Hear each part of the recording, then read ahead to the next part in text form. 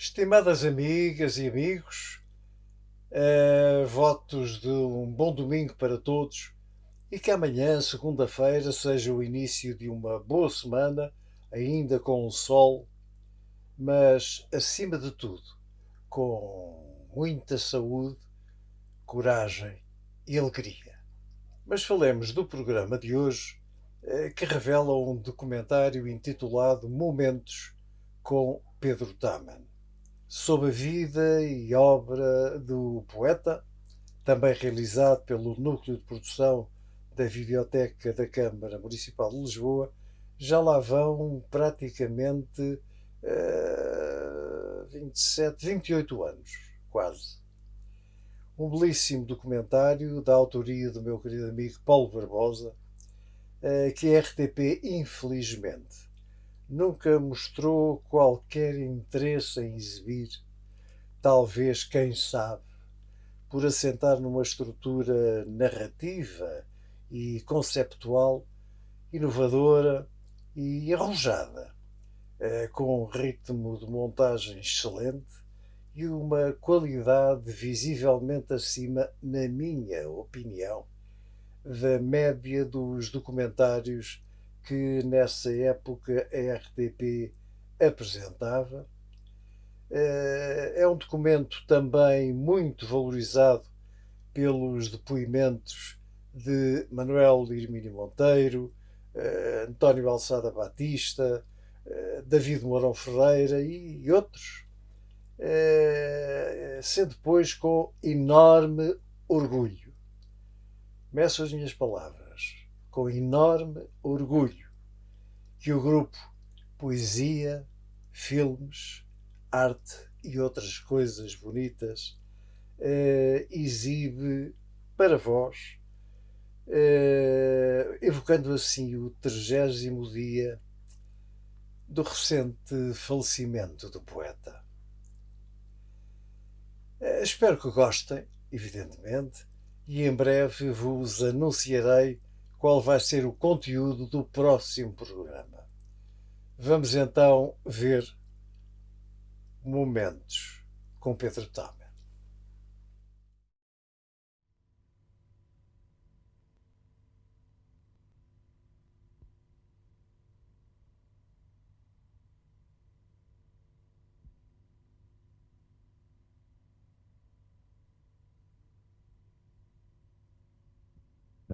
Sendo eu um homem com medo da vida e que é tão organizado e rigoroso e não sei o quê, um pouco para se defender da dita vida, a verdade é que sempre gostei de a desafiar, de lhe dar bicadas um pouco assim por trás. Foi um desafio que a Casa Fernando Pessoa fez ao Pedro Taman, portanto, escolhendo para ser o primeiro poeta deste ciclo, não é? Do poeta e o pintor. E, portanto, o desafio era se ele aceitava ser o homenageado, em primeiro lugar, e se faria um poema ligado a esta minha exposição, a este meu conjunto de quadros, que se referem a uma casa sobre o mar, no Portinho da Rábida. Portanto, tocamos uma peça os dois, depois eu toco um solo naqueles tambores, depois tocamos uma peça os dois. Isto, a minha proposta era que o Pedro ficasse aqui. E ela vai ficar ao seu lado, que é para ficar bem enquadrado. O contacto com o Pedro Taman foi de adesão absoluta, incondicional e imediata. Incondicional não é bem verdade. Porque ele disse, eu não quero coisas com caráter consagratório. Por um feliz acaso, o Pedro Taman conhece esta casa desde a juventude. Ele e um grupo de amigos fartaram-se de brincar na casa, chegaram a fazer um filme de brincadeira naquela casa. Portanto, ele conhecia muito bem a casa. Já conhecia também a minha pintura. Aceitou, eu fiquei realmente muito satisfeito e ainda muito mais satisfeito com o resultado que eu considero muito bom a vários títulos. No princípio pega-se num mar que os olhos previamente transformaram num mar inexistente por fora da memória. Para tal, uma janela serve, desoculta e dá luz. Com essa luz, depois, é que se lava o ar. Hoje estamos aqui essencialmente para ouvir o Pedro. Se, no fim, tiverem algumas perguntas a fazer, se quiserem saber mais alguma coisa sobre ele, estejam à vontade. Eu penso que ele não se vai importar de responder algumas perguntas. Posso mexer e tudo. Se me apetecer fazer assim, posso fazer.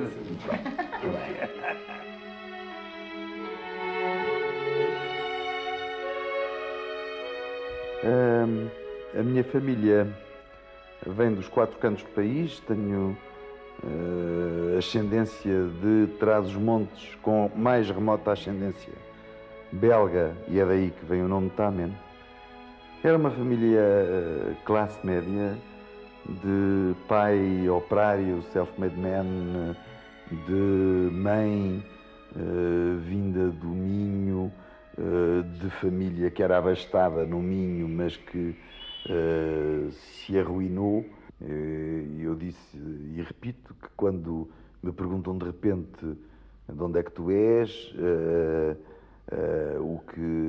o que me ocorre dizer é que sou do Minho, embora tenha nascido em Lisboa, porque ao longo de toda a minha infância passava as férias grandes em casa dos meus avós no Minho, dos pais da minha mãe, que tinham uma casa no Alto Minho, mesmo junto do rio Minho, propriamente dito, fronteira com a Espanha. E pronto, eram 3 meses de retoiçar no meio do milho verde, e isso são coisas que marcam para tudo sempre. O que aconteceu é que sou filho de uma família rapidamente desunida, dividida em clãs, com pai e mãe que se divorciaram cedo, que não tive irmãos, e que fui, portanto, um menino solitário, embora desejoso de ter amigos, sociável, embora pouco social, como eu disse uma vez, toda a vida. Eu entrei para o Liceu Camões no princípio do liceu, portanto, da escola secundária, como se diria, mas depois fui obrigado a interromper porque estive doente, era doentinho dos pulmões, fazia repouso, nessa altura usava-se fazer repouso depois do almoço, estar 2 horas direitinho, estendidinho, e lembro-me de como debaixo dos cobertores inventava mundos de grutas, de bichos que se moviam, e de um muito especial parque jurássico, diríamos agora. Bom, mas além disso, lia imenso. Esse tal professor particular que tive ao longo desses 3 anos era um homem de outra geração, um velhote, austero, maçom, mas que me fez ler praticamente tudo da literatura portuguesa. Eu não lia apenas os textos das seletas, daquilo que era obrigado a ler por força dos programas escolares. Eu lia mesmo as obras e, milagre dos milagres, li os Lusíadas da primeira à última instância, dividindo as orações.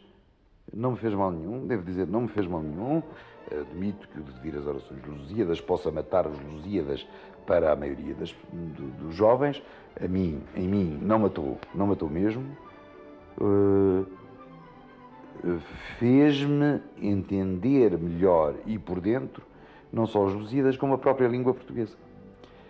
E talvez date daí o vício ou paixão que eu tenho pelo instrumento que nós todos usamos mal, bem, sem pensar nisso, que é a língua portuguesa. E depois de 3 anos em casa, praticamente sem amigos e isolado do mundo, reentro num grupo de jovens com a minha idade. Foi o encontro com uma série de jovens como eu que me revelaram imensas coisas de que eu tinha estado forçadamente isolado ao longo de pelo menos 3 anos, e 3 anos tinham sido, como são com qualquer adolescente, cruciais. De facto, naquela turma do D. João de Castro, facilmente se conseguiu uma grande sociabilidade entre todos, quase todos. E o Pedro não destoava do grupo. A minha impressão é que ele, como é normal nestas alturas, a turma era feita de pessoas vindas de muitos lados, havia um esforço inconsciente, por quase todos nós, de nos ligarmos e de nos impormos uns aos outros, como um todo. E acho que o Pedro conseguiu isso com relativa facilidade. Devo dizer que não me passou pela cabeça nessa altura muito a ideia de ir para letras, por exemplo, que seria o que mais se adequaria às minhas preferências. Não fui. E agora, se me perguntar se me arrependi de ir para Direito e de ter feito o curso de Direito, eu digo que não me arrependi coisíssima nenhuma. O curso de Direito ajudou-me a arrumar a cabeça, ajudou-me a raciocinar. Sempre entendi o direito como um puro exercício intelectual, como se fosse xadrez. Aliás, ele é advogado, mas nunca exerceu a advocacia. Ele, durante a maior parte da vida dele, tirando agora, portanto, os últimos anos em que está na Gulbenkian, o que ele foi realmente foi alguém sempre ligado à escrita e aos livros, etc. Foi livreiro, foi editor, foi uma série de coisas assim, redações de revistas, escreveu em jornais, sempre isso. Ultimamente, pronto, tem este cargo na Gulbenkian. De resto, a grande parte da vida dele foi essa. Não é? Nem sequer nunca chegou a aplicar propriamente o curso de Direito. Não é?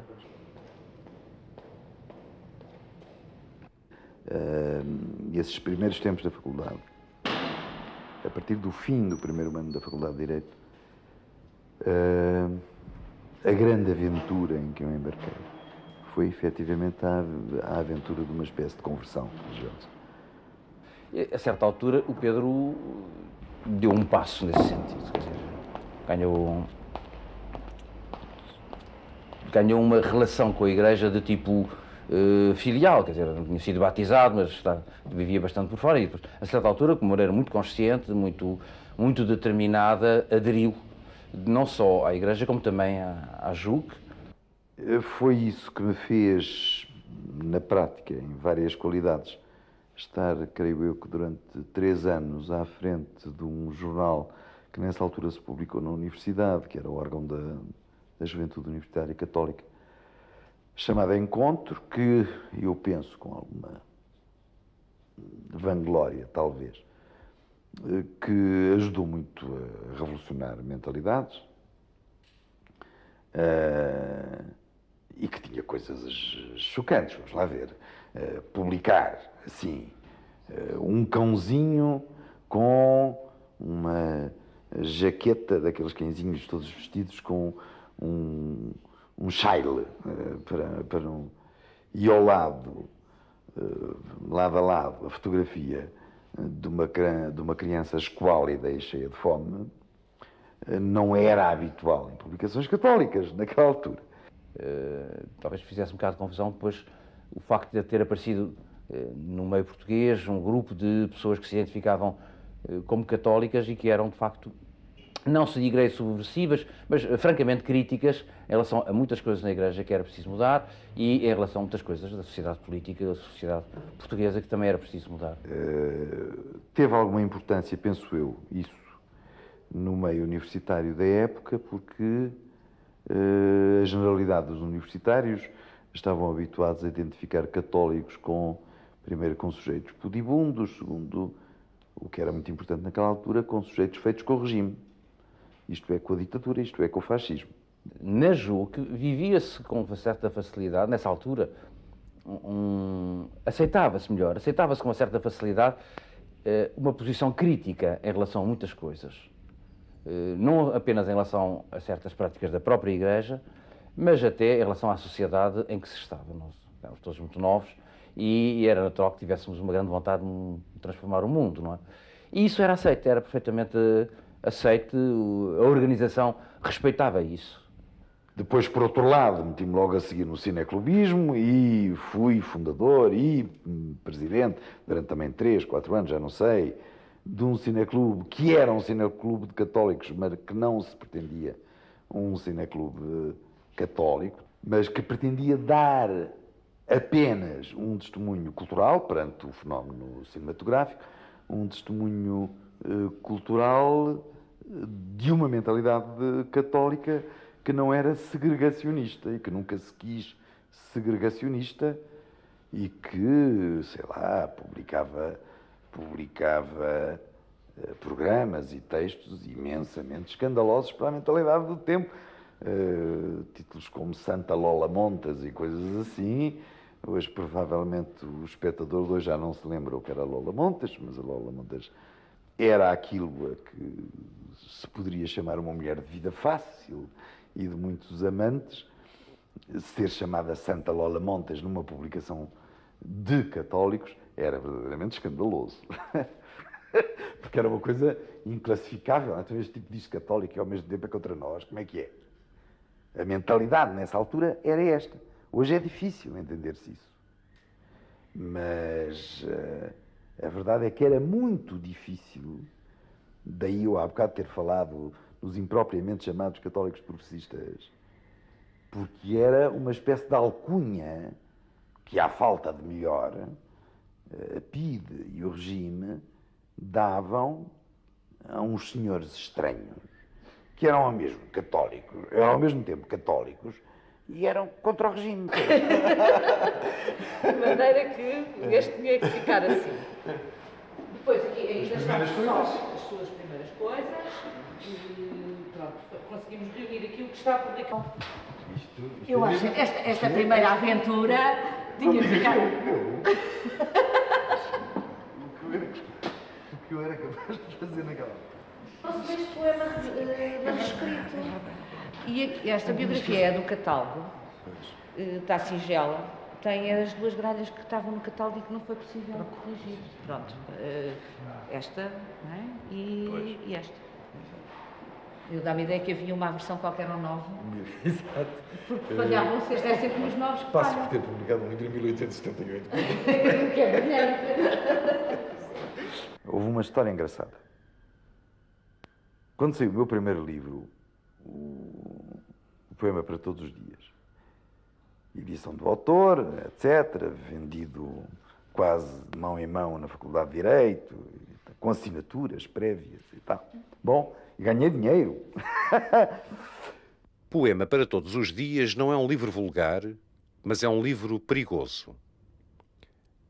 Esse que assina Pedro Tamen, nome com muitas probabilidades de ser um pseudónimo, não deve levar a mal que o saudemos como um desses casos honestos, fundos e raros da nossa poesia moderna.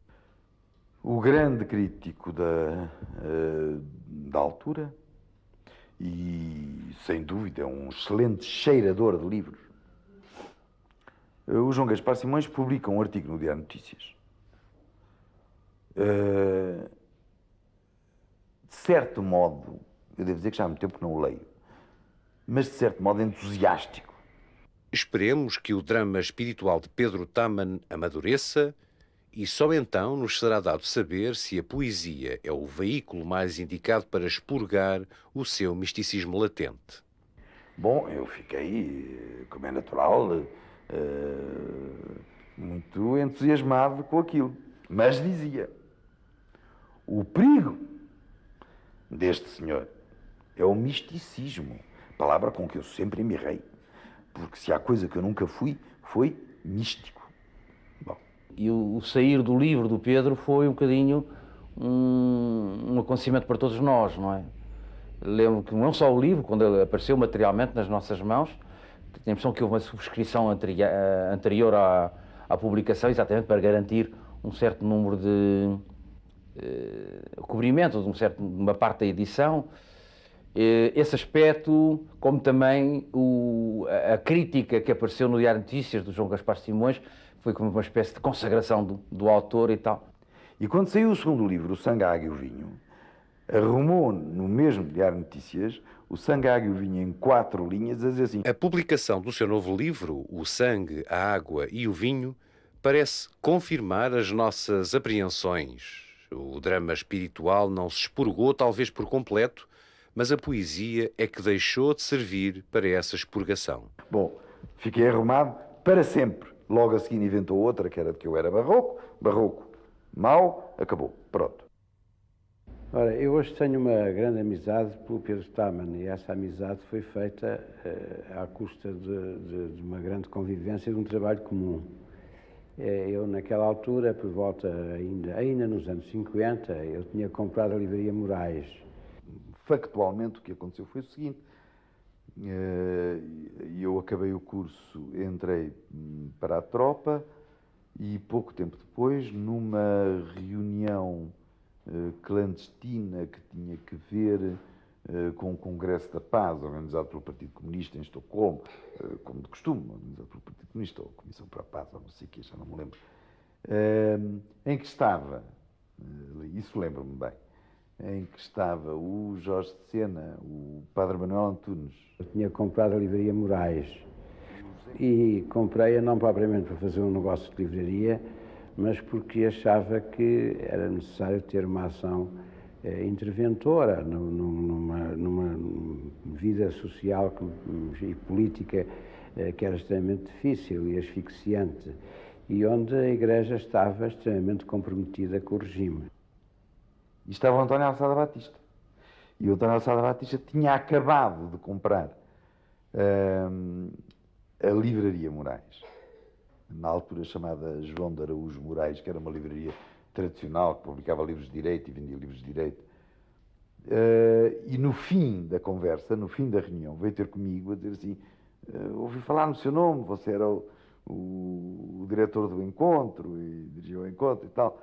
Aconteceu que havia uma geração abaixo de mim, exatamente, a geração do Pedro Taman, do João Bernardo da Costa, do Nuno Bragança, da Helena Vaz da Silva. Havia essa geração que, de certo modo, tinha funcionado em conjunto numa revista, num jornal da JUC, chamado O Encontro. E naquela altura a diferença de idades era bastante grande, de maneira que para eles foi muito importante terem encontrado alguém que, mais velho que eles, e que, ao fim e ao cabo, tinha um instrumento, que era uma editora, que era um instrumento de intervenção. E foi assim que, ainda na tropa, e fazendo ao mesmo tempo o estágio da advocacia, eu comecei a trabalhar na Moraes aos fins de tarde, e foi assim que saíram os primeiros livros da Moraes. Eu penso que a Moraes foi extraordinariamente importante, principalmente porque ajudou a adoçar a sociedade portuguesa, isto é, numa sociedade crispada, numa sociedade de antigo regime, em que os pontos de vista estavam extremados. De um lado, correntes vanguardistas, do outro lado, neorrealismo, um bocado dominando as diferentes editoras. O aparecimento da Moraes, penso que constituiu como que uma zona de terra fecunda onde foi possível aparecerem propostas completamente diferentes que ajudaram a renovar a sociedade portuguesa, em termos estéticos, mas também em termos éticos. Nossa situação, do ponto de vista político e cultural, na sociedade daquele tempo, tem alguma importância por isto. Primeiro, como disse há pouco, foi a primeira vez que os católicos trabalharam com não católicos. Segundo, havia um monopólio da oposição, ao mesmo tempo fomentado pelo governo e pelo Partido Comunista, de que a oposição era toda comunista. Não deve ter sido nada fácil. Penso que devem ter sentido bastante a hostilidade, enfim, da oposição e, por outro lado, também uma desconfiança enorme por parte do regime e da censura. A Igreja tinha uma imensa desconfiança, embora tivesse uma relação pessoal muito boa com o cardeal Cerejeira. A Igreja tinha uma imensa desconfiança de tudo o que fazia a Moraes, nomeadamente nós fizemos uma revista de nova teologia, que era o Concilium, uma revista internacional, que não tinha o imprimatur da Igreja Portuguesa, mas tivemos que fazer uma sede fantasma da editora no Recife para termos o imprimato do Dom Hélder Câmara.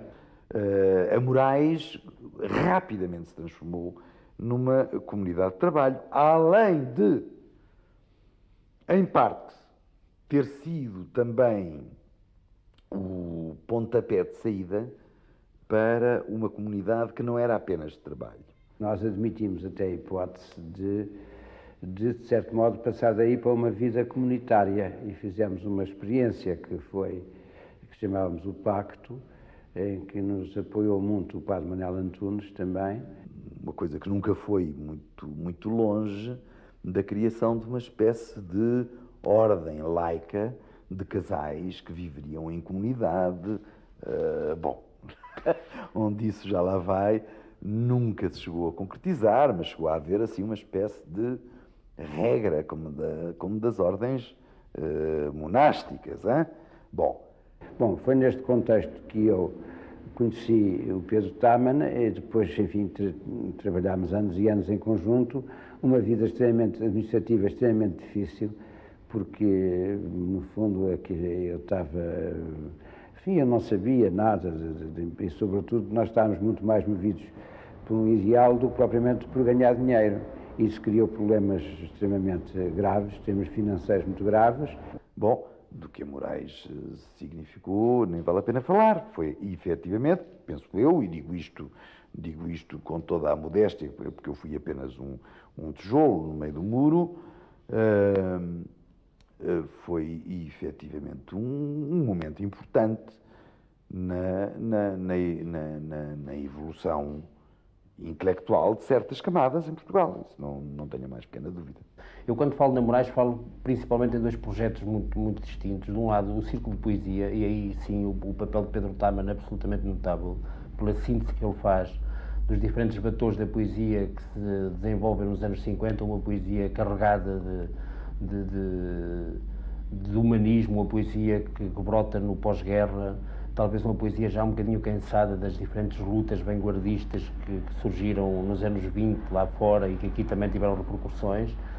E depois fizemos essa coleção do Círculo de Poesia, com uma capa maravilhosa de Zé Escada, e onde fomos editar, sei lá, todos o que era importante na poesia da altura, o Jorge de Sena, o Cristóvão Pravia, o Pedro Taman, enfim, quer dizer, ainda hoje nós vimos o que foi a coleção nessa altura, realmente talvez das coisas mais importantes, a coleção das mais importantes que se fez em poesia em Portugal. Aquilo fica, de facto, como uma das coisas bonitas que aconteceram neste país. Não são só as estátuas ou os monumentos, mas há ali um espírito elegante que é francamente gratificante para todos nós que gostamos das letras e os que amamos a poesia e a palavra.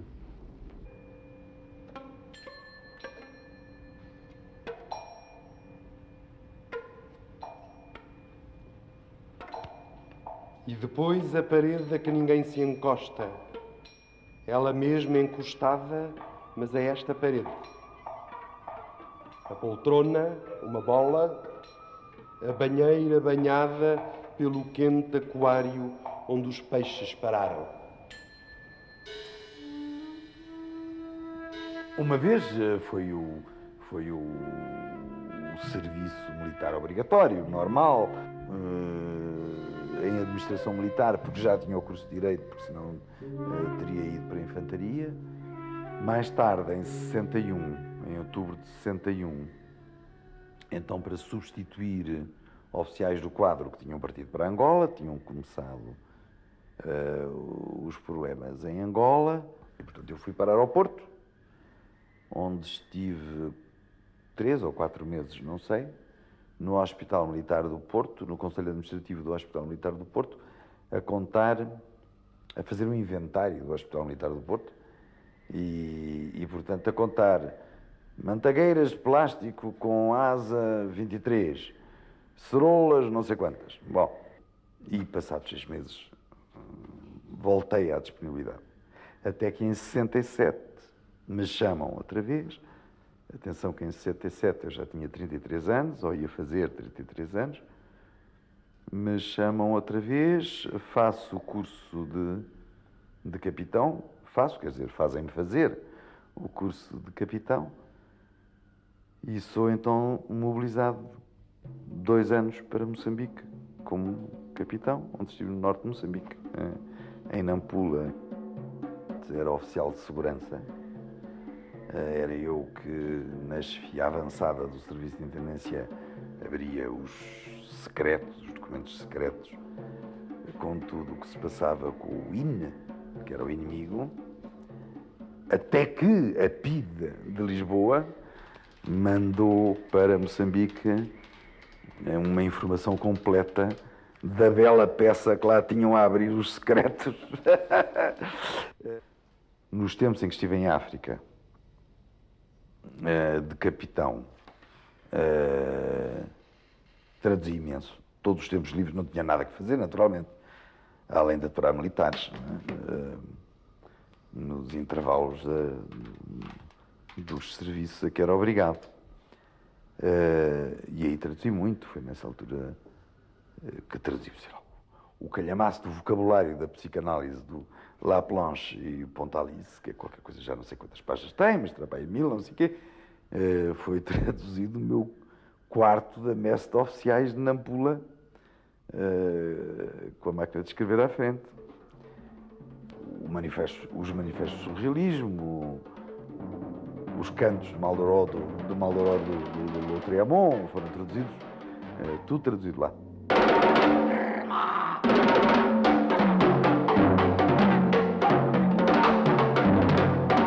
Mas há qualquer coisa que eu não sei explicar, efetivamente. Há uma coisa, pronto, essa é lógica, a gente conhece, sabe. Eu gosto da língua portuguesa, gosto das palavras, gosto de escrever, gosto de mexer com as palavras. Uma coisa é essa. Isso poderia fazer de mim um tradutor, por exemplo, que também sou, parece. Ou podia fazer de mim um escrevedor de cartas, que também sou, de cartas profissionais, porque das outras quase não escrevo. Mas não faria de mim um poeta, de modo nenhum. A relação de um autor, de um homem como o Pedro Tamen, com a língua, com as palavras, é uma relação natural e é uma relação múltipla.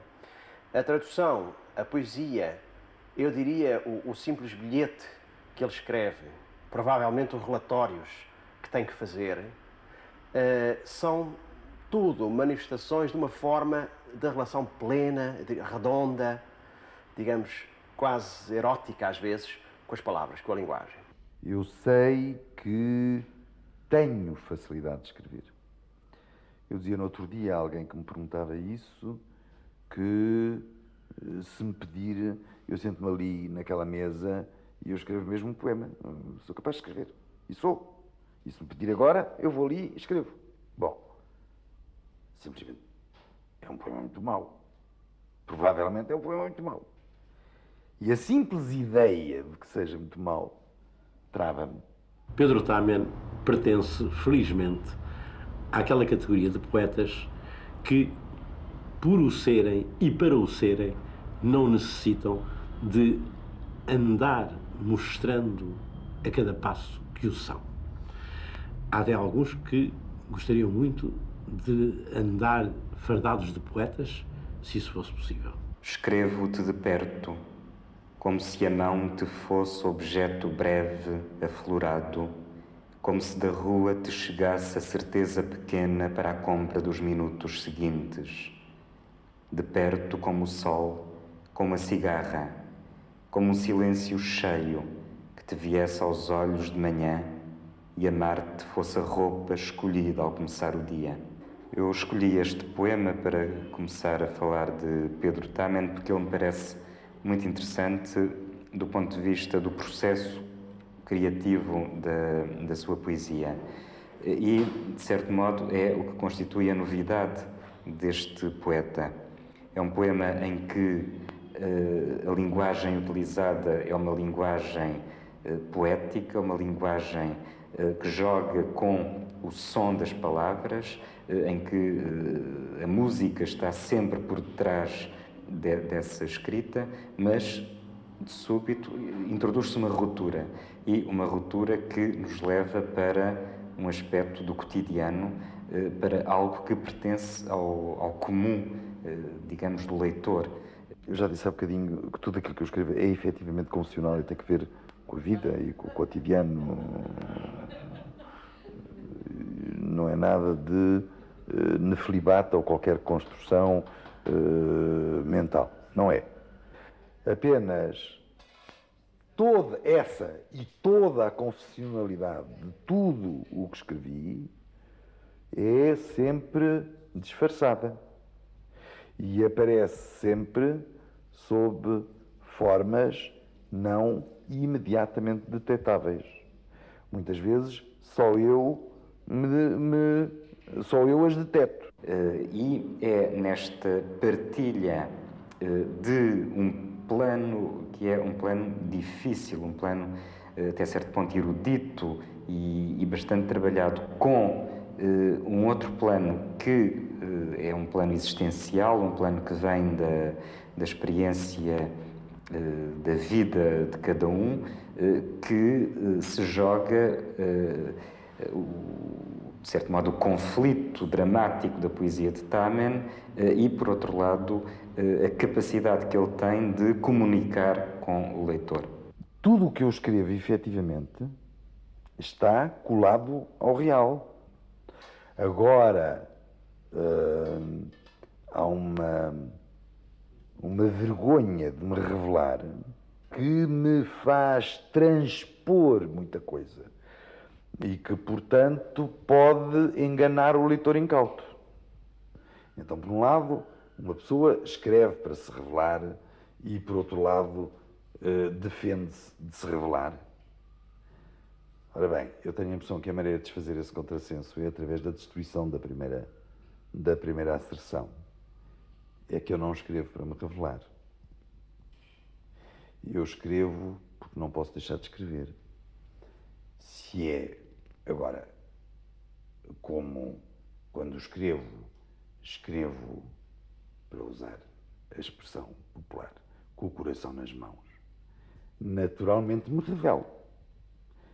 Mas, do mesmo passo, no mesmo momento, não são momentos cronologicamente diferentes. Revelo, mas pisco o olho a mim mesmo, mas não tanto como aquela criatura que está ali, que se calhar vai ler isto, quereria.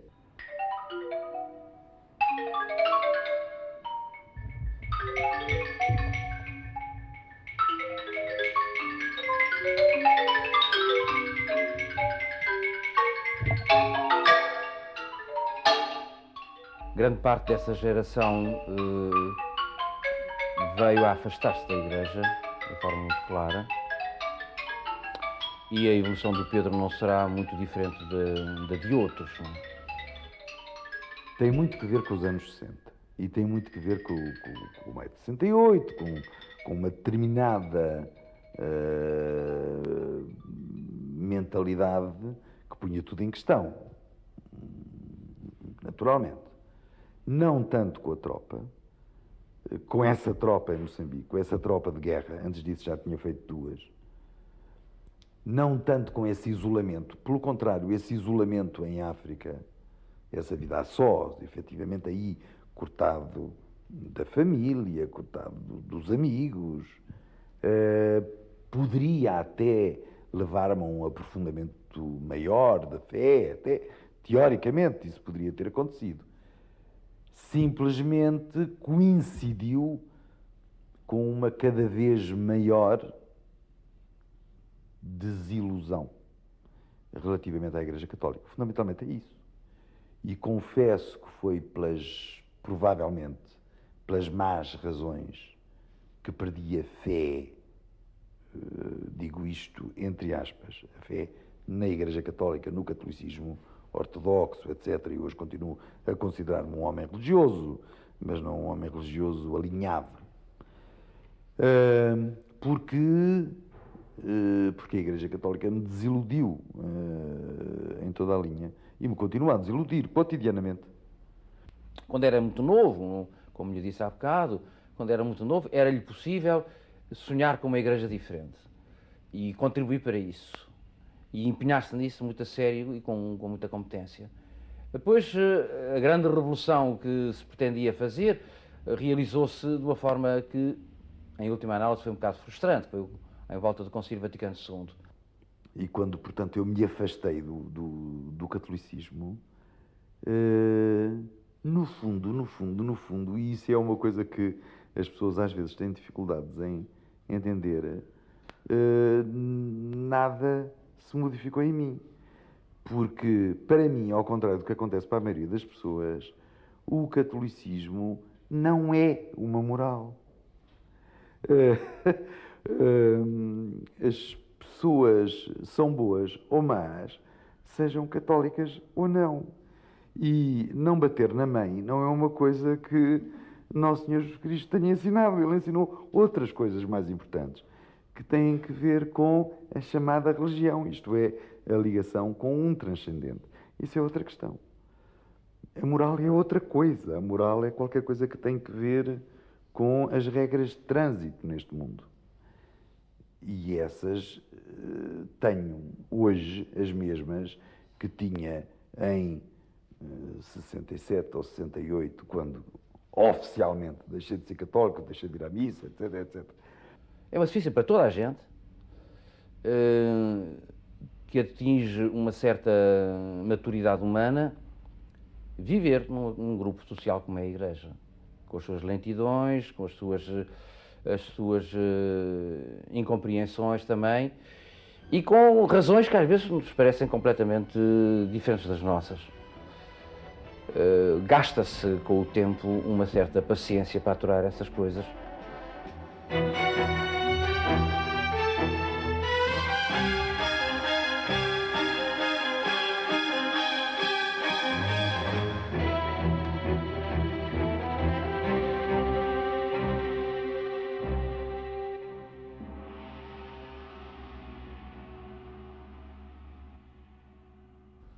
O princípio dos anos 70 coincide com o fim do meu primeiro casamento e coincide com o fim da minha primeira profissão, na Moraes.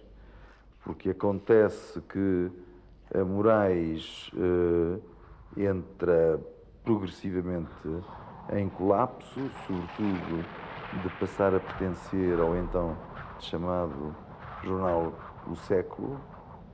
Começou a intervir ativamente na editora. E então, com o 25 de Abril, é o fim, porque o Século cai nas mãos da Comissão de Trabalhadores e é a Comissão de Trabalhadores que passa a dizer o que é que eram livros fascistas e o que é que não eram livros fascistas. E, portanto, os livros que eu devia publicar e os livros que eu não devia publicar. E os livros que eu publicava e eles consideravam que eram fascistas não eram distribuídos. Porque a Comissão de Trabalhadores do Século, com quem a Moraes tinha um contrato de exclusivo de distribuição, achava que eram fascistas. E pronto. A partir daí, eu achei que não posso ficar aqui nem mais um minuto. Simplesmente, em 1974, eu tinha 40 anos. E o que é que eu sabia fazer? Sabia fazer livros, sabia traduzir livros. Tinha sido vagamente professor num colégio e tinha sido vagamente diretor adjunto de uma revista de atualidades. Não tinha nenhuma profissão decente e apresentável. Eu sabia que havia umas barafundas lá na Fundação. Eu só levei-me dizer que queres ser administrador da Fundação Gulbenkian? E eu disse assim, sim, sim. E farol do Egito também. E não acreditei. E justamente eu tinha acabado de casar pela segunda vez e estava no Hotel de Santa Luzia, em Viana do Castelo. A Graça e eu chegámos às 7 horas ao quarto do hotel, ligámos a rádio e a ainda emissora nacional disse assim: a Comissão de Trabalhadores da Fundação Gulbenkian entregou hoje à administração a lista de 5 nomes que propõem para preencher as 2 vagas no Conselho de Administração. E quando eu ouço os 5 nomes, pensei assim, ai, que eu vou ser administrador da Fundação Gulbenkian. E fui. Por isso é que eu digo que tudo me tem caído assim do céu aos trambolhões. Esse aspecto é curioso. O Pedro tem, ao contrário do que nós muitas vezes pensamos, que seja normal num poeta, tem um grande sentido de organização e de saber levar as coisas para a frente, tanto assim que tem ocupado lugares de administração toda a sua vida. Mas é perfeitamente possível ser administrador, efetivamente administrador, isto é, gerir dinheiros e pessoas e ao mesmo tempo ser poeta, isto é, ver a vida para além do simples cotidiano aparente, sem contradição nenhuma. Pelo contrário, e ainda mais quando se é administrador de uma fundação com fim ideal, em que eu costumo dizer, o meu trabalho é dar dinheiro aos outros, não é ganhar dinheiro. Eu creio que o facto de ser poeta só ajuda a fazer isso com uma irracionalidade saudável.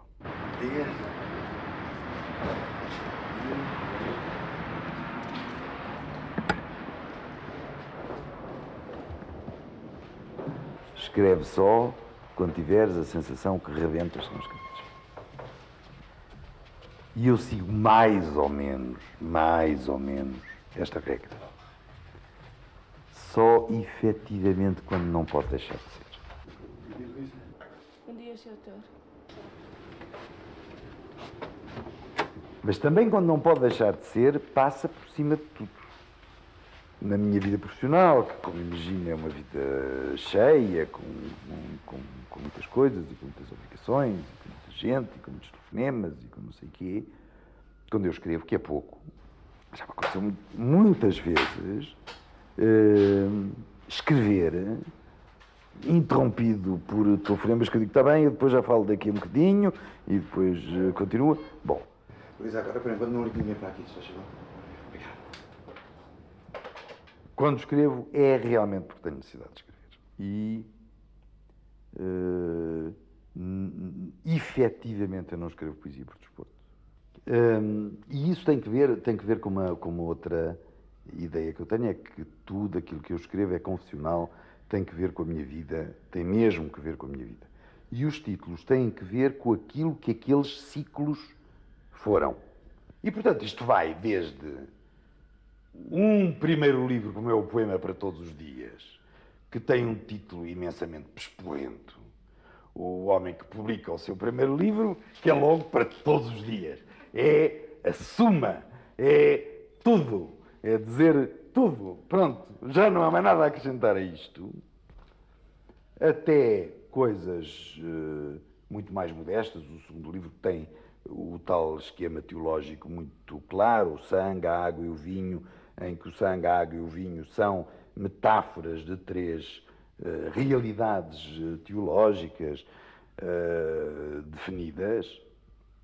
Ou o primeiro livro de Lapinova, que é um livro de amor centrado em torno da figura Lapinova, que é uma imagem tirada de um conto da Virginia Woolf, que foi o Cristóvão Pavia que me deu a ler, e que durante muito tempo funcionou como uma espécie de mito meu, de mito do amor, da coelha encontrada no mato, enfim.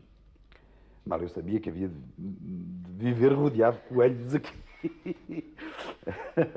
Bom, até coisas que são, até títulos que são imensamente significativos de tudo o que ao longo daquele ciclo de poemas se passou, como é o Daniel na Cova dos Leões, que abrange poemas escritos ao longo de 8 anos, extremamente difíceis e cruciais na minha vida, em que eu me senti, em termos metafóricos, peço desculpa do que pode haver de peneirento nisto, na Cova dos Leões, como o profeta Daniel, quer dizer, entrega aos bichos, como diríamos em conversa mais coloquial e menos bíblica, e até à Tábua das Matérias, que é, ao mesmo tempo, o índice, tradução desajeitada da Table de Matière, do índice francês, e que ao mesmo tempo qualquer coisa que tem que ver com a mesa da morgue, a tábua onde as matérias vão ser recortadas, remexidas. É, no fundo, a minha vida que ali está. Pronto, é isto. Por exemplo, Dentro de Momentos. Dentro de Momentos era um livro feito de pequenos aforismos, pequenos epigramas, que são realmente instantâneos, que são momentos, e, portanto, aquilo acontece no espaço, dentro de um momento, cada uma daquelas frases, eu diria, mas que ao mesmo tempo faz uma pescadela de olho no próprio título, ao dizer que aponta para qualquer coisa que se vai passar dentro de momentos. Não tarda muito. E agora, aí temos a morte. E de morte natural, nunca ninguém morreu, disse o Jorge de Sena, e tinha toda a razão. Eu gostava de acabar assim. Ainda do aparelho circulatório, qualquer coisa que eu costumo pensar para mim próprio que resume tudo aquilo que escrevi. De neve nada sei, de sol também. Quanto à sua poesia, eu creio que ela corresponde de uma forma extraordinariamente precisa duas observações, uma feita por Mallarmé e outra feita por Paul Valéry. A de Mallarmé tem a ver com aquilo que este poeta considerava como a suprema missão do poeta, que é dar uma explicação órfica do universo. De milhares de sossegos acordados, da subida do teu rosto atrás dos ombros, da mão ardente, da vista da sacada, nada sei. Paul Valéry, por seu turno, observava que a poesia só é possível graças à falta de univocidade das palavras. E justamente essa forma que Pedro Tamen tem de orficamente explicar o mundo, o universo, realiza-se através dessa falta de univocidade das palavras e através de inúmeras transgressões à linguagem habitual, ao discurso cotidiano. Ponho palavras como coisas feitas. Só entre elas, enquanto jogam leves seu rodado sem cor nem qualidades, minha ciência existe, ou já não minha, ou só tão minha como tua e delas. Ar entre os dedos, sumo de verdades. Bom, há em Tamen um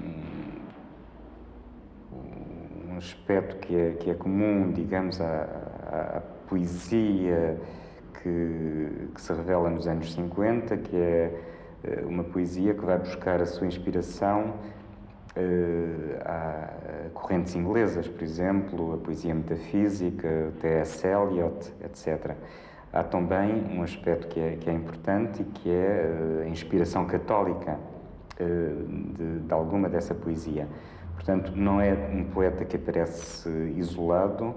Mas é muito curioso que, sem pretensões vanguardistas, panfletárias, sem elaboração de manifestos, o tempo e o modo hoje começamos a olhar para personalidades tão distintas como o Amias Lourenço, o João Bernardo da Costa, o Pedro Taman, o próprio Alçada Batista, o Vasco Polido Valente, o Nuno Bragança, o José Bento, etc. A gente começa a encontrar um naipe enorme de personalidades, extraordinariamente discretas também, mas hoje eu custa-me também adivinhar também aqui, quer dizer, o que é que seria da cultura portuguesa sem estas pessoas discretas na sua maneira de ser, nunca foram acutilantes, nem se puseram em bicos de pés, mas que, de facto, ajudaram muitíssimo a perspectivar, por exemplo, toda uma série, um pensamento que eu acho que depois ganha vitalidade, por exemplo, nos anos 80. Eu não sei até que ponto toda esta grande erupção cultural, que eu penso que vai ser vista assim mais tarde, dos anos 80, eu acho que deve, acima de tudo, muito, por exemplo, à geração do tempo e o modo. O que é de qualquer modo diferente é, digamos, a ruptura que ele introduz e que os poetas, enfim, dessa geração introduzem relativamente ao que se pode chamar o lirismo tradicional português, que é depois desenvolvido e explorado pelo neorrealismo. Portanto, em Pedro Tamen há, pelo contrário, uma reflexão do poético ou do poema que vai muito ao encontro daquilo que o Ezra Pound diz, não é? Que o poema é uma coisa mental. E assim passou a ser uma casa de ausência, não só de gente dentro, mas de casa mesmo. A passo construída de tinta e de latência, vazia e ocupada, veio a vida viver aonde é exigida com que finta premência. Remundo exagerado, sono purificado, nada reformulado, Mondrian recheado. Primeiro, quando escreve, não se imagina coisíssima nenhuma, claro. Também não sou capaz de imaginar o leitor em abstrato. Não sou. Imagino o meu amigo A, a minha amiga B, o meu amigo C, o que é que eles... Será que eles vão gostar? Como é que é? Mas já um bocadinho nas tintas, devo dizer. No fundo, eu estou-me borrifando se gostam ou se não gostam. Agora pergunta, então e depois, e quando sai o livro, não gosta de ver o que é que os críticos dizem? Claro que gosto. E às vezes eu digo, tipo, não percebeu nada, mas enfim, ou acho que não percebeu, ou é capaz de ter razão, ou... Bom, mas devo dizer que já é quase como se estivessem a falar de um outro livro que eu também li. E, portanto, a comparar a minha opinião de leitor, e não de autor, com a daquele outro leitor. No fundo é isso. Porque eu não me levo nada a sério como autor. Não me escrevo com P grande como poeta. Escrevo-me com P grande como Pedro, porque aprendi isso na gramática. Mas como poeta, não. E dá-me imensa vontade de rir aqui para nós. Dá-me imensa vontade de rir. Os chamados profissionais da literatura. Os senhores que são imensamente escritores, imensamente poetas. Escritor e poeta, como dizia o meu amigo Nuno Bragança, que passava a vida a gozar com essa ideia. Fulano é escritor e poeta, dizia ele. Pedro Tamen, um prémio de poesia recebido ao fim da tarde. Foi no Centro Nacional de Cultura a que assistiu o Primeiro-Ministro. E foi o Primeiro-Ministro Cavaco Silva quem entregou o grande prémio INAPA de poesia a Pedro Tamen. Tábuas das Matérias, já anteriormente premiado pela crítica. Depois, e como é usual, o discurso de agradecimento. Pedro Tamen falou do trabalho dos poetas, com palavras subtis e, sobretudo, com muita ironia. Enquanto eles não forem destruídos, desconfiem dos poetas. Desconfiem principalmente dos que parecem mais inofensivos, porque às vezes não o são. Sobretudo dos de gravata. Muito obrigado.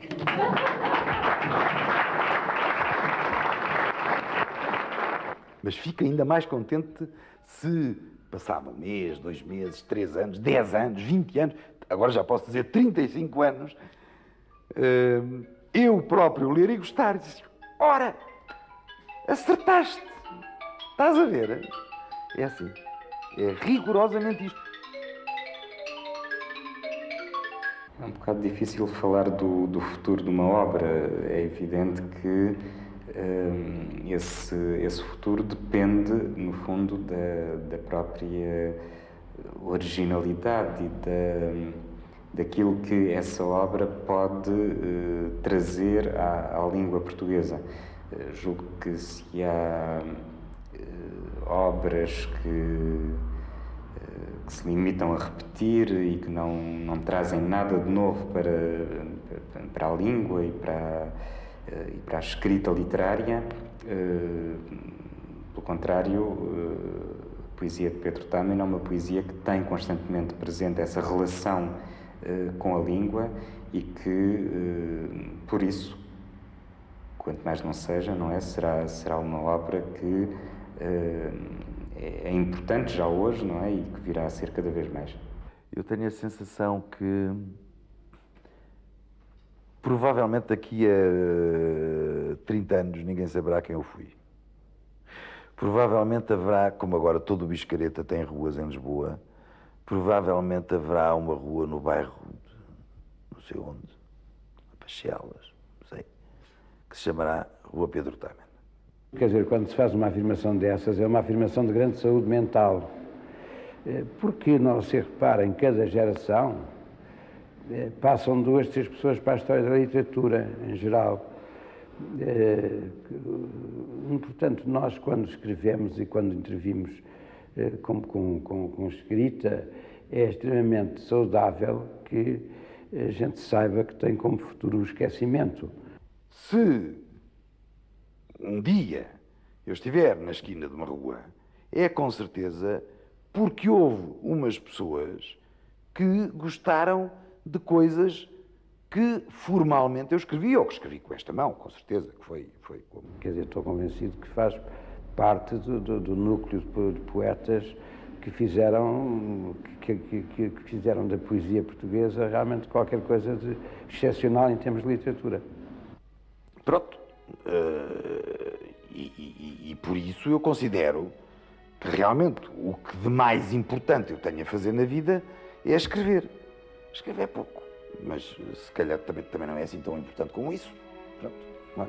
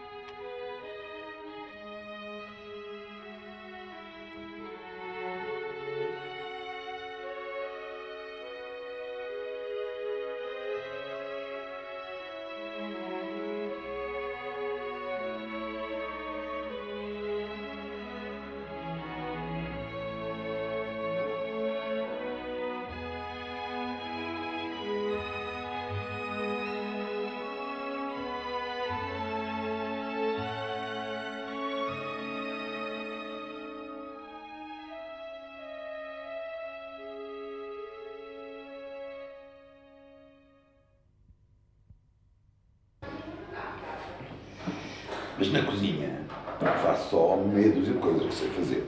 Isso, o que faço eu reconheço que é bom. Fica bom.